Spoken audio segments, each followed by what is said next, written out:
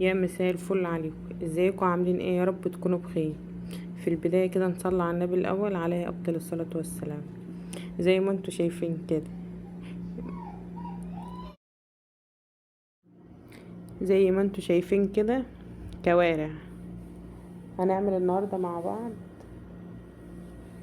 كوارع،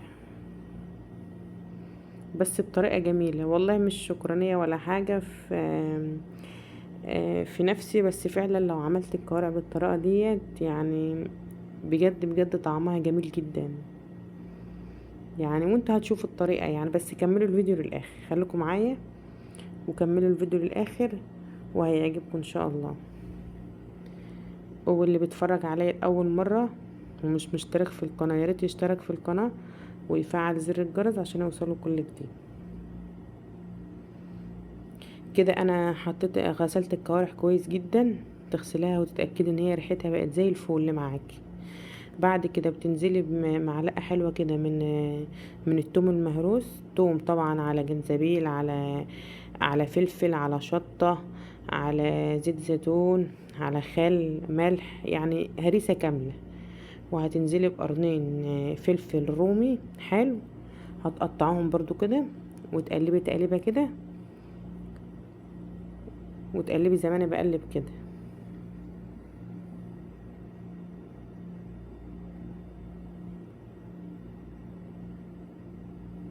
معايا طبعا طماطم انا ضربها في الخلاط او في الكبة، هتنزلي برضو معلقتين 3 حلوين كده عشان يخلولك لون الشوربة حلو.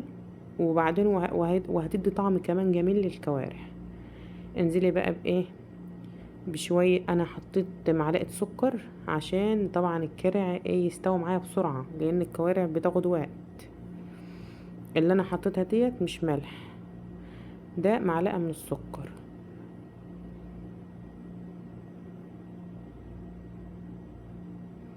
وبصلاية حلوة برضو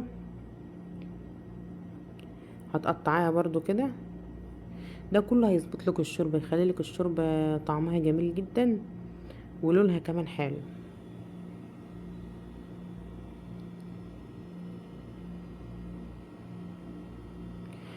هتنزلي بقى طبعا بميه مغليه، ميه من الكتل مغليه.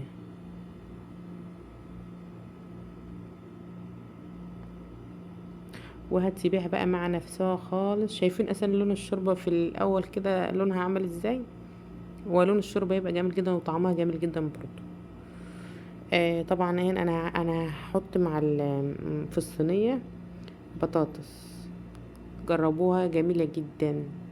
انا معايا 3 بطاطسات حلوين يعني، قشرتهم وهقطعهم كده يعني ايه، خليها بالسمك اللي انا قطعتها كده عشان ما تتهريش منك، لان طبعا الكوارع برضه هتاخد لها ايه يعني مدة برضه في الفرن كده. انا عايزاه الكوارع تبقى سايبة كده، سايبة خالص، طرية جدا. طبعا معايا بقى فلفل الوان زي ما انتوا شايفين كده، وبصلة حلوة، بصلتين كمان، بصلتين حلوين هنقطعهم جوانح كده زي ما انتوا شايفين كده.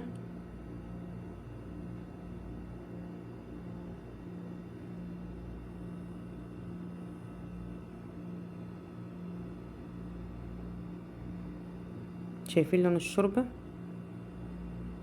انا جبت الصينية ديت معايا عشان قلت بقى هحط الكوارع واحط الحاجات اللي انا عملتها يعني.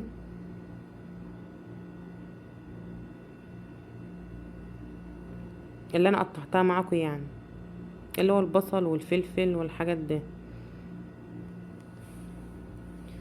لقيت الصينية صغيرة مش هتاخد، فنقلتهم بقى في صينية تانية خالص. والله العظيم يا بنات مش بشكر ولا حاجة، فعلا كان طعمها جميل.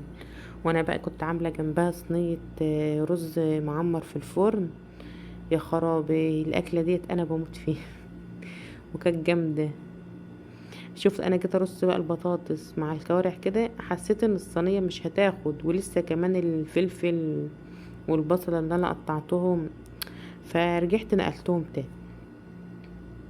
لو بتتفرج عليا وصلت لحد هنا وما ضغطتش على اللايك، اضغطي بقى على اللايك واكتبي لي كومنت حلو كده وقولي لي بجد رايك ايه في الطريقه دي. ماشي، رايكم بجد بيهمني. انا طبعا جبت معايا يعني حله واسعه كده، وقلبت بقى البصل مع البطاطس مع الخضروات اللي انا قطعتها وتبلتها، حطيت الملح والفلفل والبهارات بتاعتي والكزبره الناشفه والكمون والثوم البودر والبصل البودر برضو، ورحت مقلبه ده كله مع بعضه زي ما انت هتشوفوا كده، عشان اتاكد ان ده كله خد من التتبيله. كده افضل واحسن، احسن ما ترشي كده على الصينيه من فوق، لا اما تقلبي كده احسن. كده تتاكدي ان كل المكونات خدت من بعضها، اندمجوا مع بعض كده. هنزل انا بقى بالصينيه، هحط طبقه كده من المكونات دي كلها، وارص الكوارع في النص، وارجع احط طبقه فوق. ايه رايكم في الطريقه دي؟ بجد طريقه جامده والله، طريقه كويسه جدا وجميله. جربوها بس بالطريقه دي هتعجبكم والله، على ضمانتي انا. انت والله عمري ما بقول لكم وصفه الا لما يكون انا فعلا مجرباها بجد ومتاكده وناجحه 100%. شايفين الكوارع؟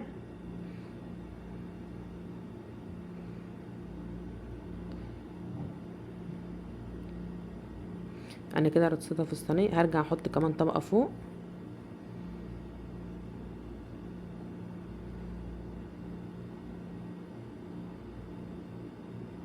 اوعوا تكونوا بتتفرجوا عليا ومش مشتركه في القناه.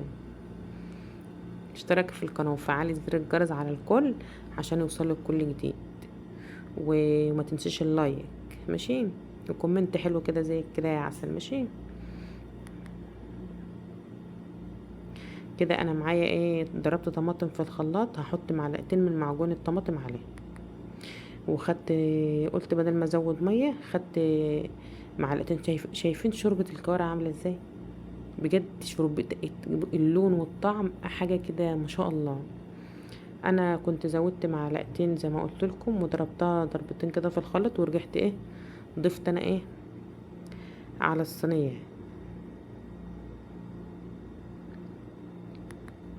انا بقى هغلفها بورق فويل من فوق كده، لازم تغلفوها بورق فويل من فوق عشان تستوي كلها وتبقى تمام معاكم. غلفيها كده من ورق فويل وحطها في الفرن عادي على اول رف كده. حطيت برضو معلقتين سمنه بلدي كده.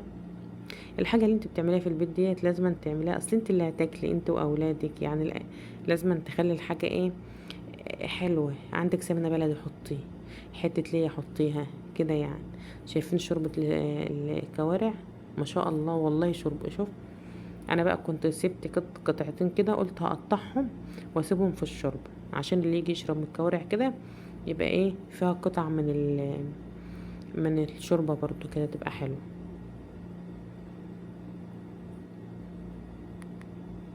اه طبعا انا ما كنتش ملحت، انا زي ما قلت لكم كنت حطيت السكر والتوابل، ما كنتش ملحت، فانا هحط الملح بقى بتاعي.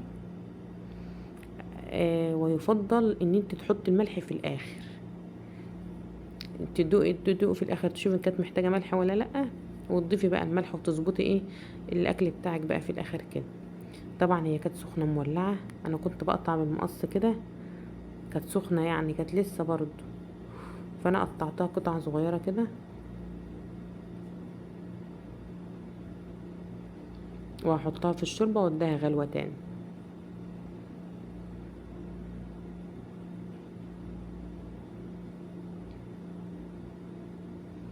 انا طبعا غلفت الصينيه بتاعه الكوارع بالبطاطس بفويل وحطيتها في الفرن، تاخد وتدي مع نفسها بقى.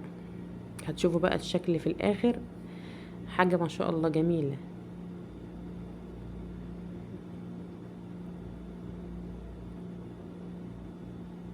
هي سخنه وانا مصممه اقطعها برضو.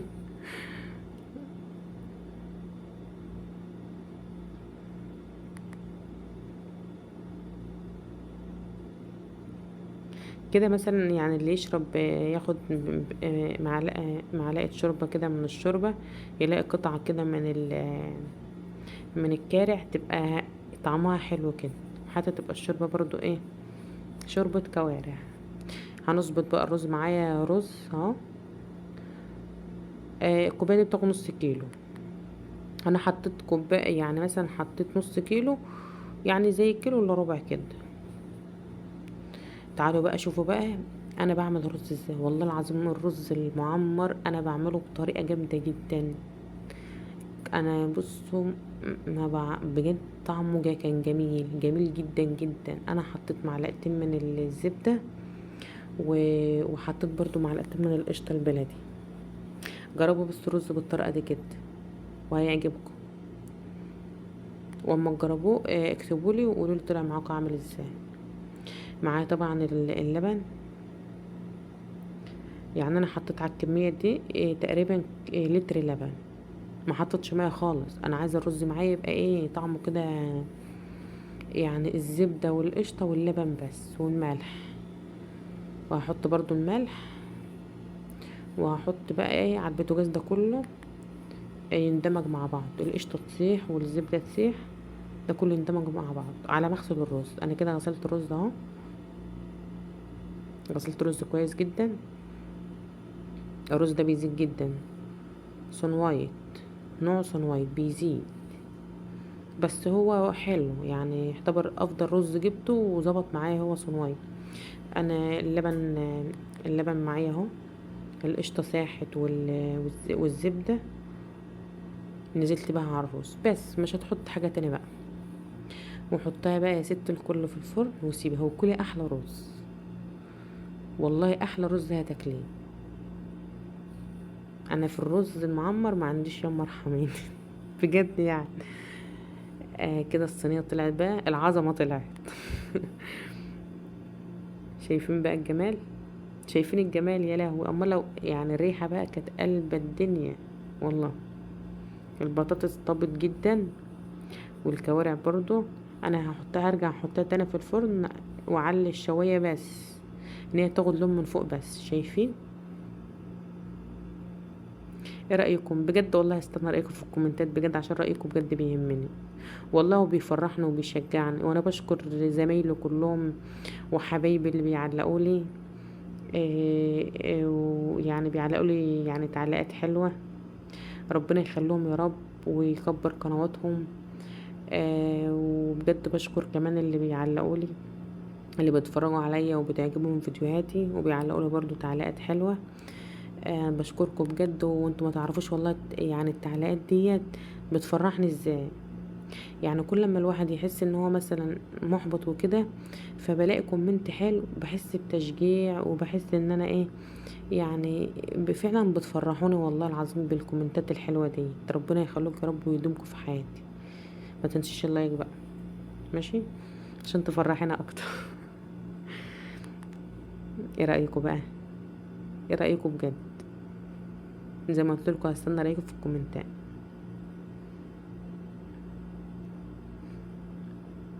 طعمها والله جميل جدا جميل جدا، واظن شكلها يدل ان هي طعمها حلو. تعالوا بقى شوفوا الرز بقى وجمال الرز. يا سلام.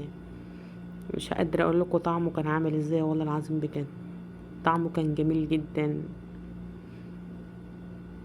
شفتوا بقى الرز مفلفل ازاي، بلبن وزبده وقشطه بس. شايفين؟ طعمه كان جميل جدا والكوارع كانت جميله برضو. الرز اهو ولا معجن ولا اي حاجه. وادي برضو الكوارع خدت لها لون من فوق اهي.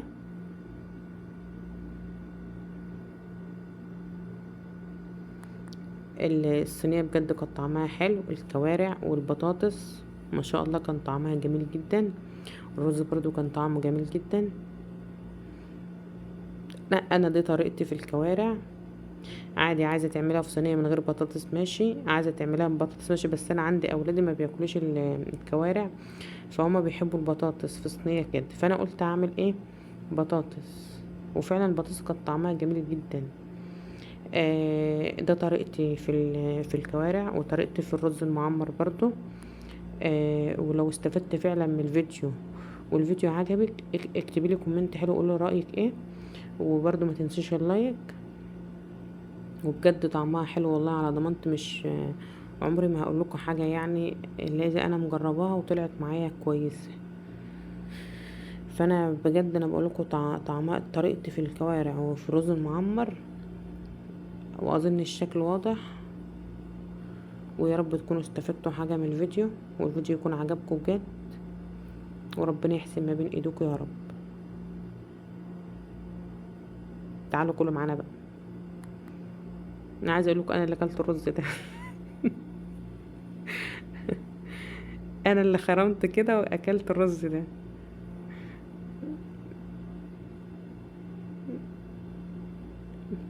شايفين؟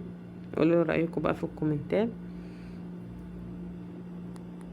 وربنا يحسن ما بين ايديكم يا رب. شايفين العظمه يا ولاد؟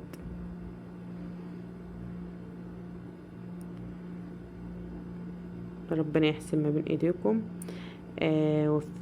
وما تنسوش بقى في دعوة حلوة، ربنا يصلح احوالنا جميعا يا رب، انا وانتم، وربنا يحسن ما بين ايديكم. في رعاية الله، مع السلامة.